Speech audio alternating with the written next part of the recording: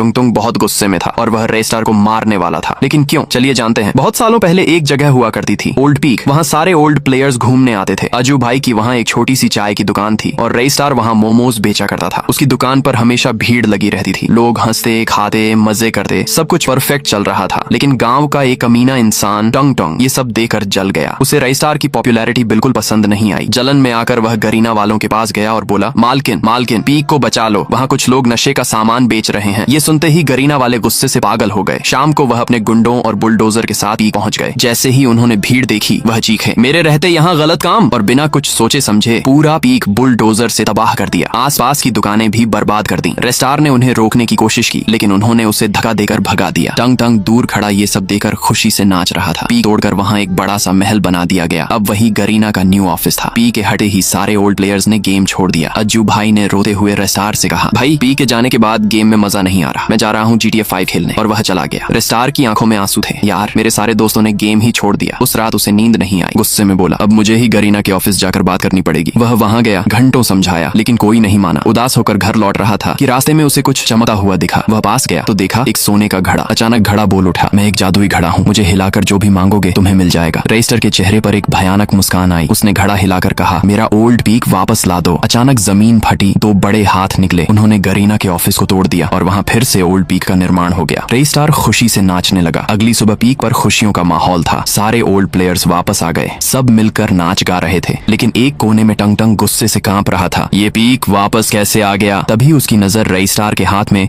उसी जादुई घड़े पर पड़ी। उसे समझ आ गया, सब कुछ इसी घड़े का खेल है। उस रात टंग टंग चुपके से रेस्टार के घर गया। उसने धीरे से झांक कर देखा, रेस्टार के हाथ में वही घड़ा था। टंग टंग ने धीरे से कहा, ए जादुई घड़े, मुझे बहुत सारे पैसे और चमकती हुई गाड़ियां दे दो। अचानक जमीन हिली और वहाँ ढेर सारा सोना और गाड़ियां आ गईं। टंग टंग हैरान रह गया, ये सच में जादुई है। उसके दिमाग में एक शैतानी प्लान बना। रात को जब रेस्टार सो रहा था, टंग टंग चुपके से घड़ा चुरा कर ले गया। लेकिन रेस्टार ने उसे देख लिया और उसका पीछा करने लगा। टंग टंग घड़ा लेकर एक सुनसान कब्रिस्तान पहुंचा। वहाँ हिलाकर बोला, ए घड़े, मुझे दुनिया का सबसे ताकतवर इंसान बना दे। अचानक घड़ा जोर से चमका, धरती कांपने लगी। कब्रिस्तान का मौसम बदलने लगा। धीरे धीरे टंग टंग का रूप बदलने लगा। वह एक भयानक शैतान में बदल गया। उसकी आंखें लाल थीं, चेहरा डरावना, मुंह से खून टपक रहा था। उसने धीरे से कहा, मेरे दोस्तों बाहर आओ, हमें रेस्टार और पी को बर्बाद करना है। जैसे ही उसने कहा, कब्रिस्तान हिलने लगा। सारी कब्रों से आत्माएं बाहर निकल आईं और अब रेस्टार की मौत पक्की थी।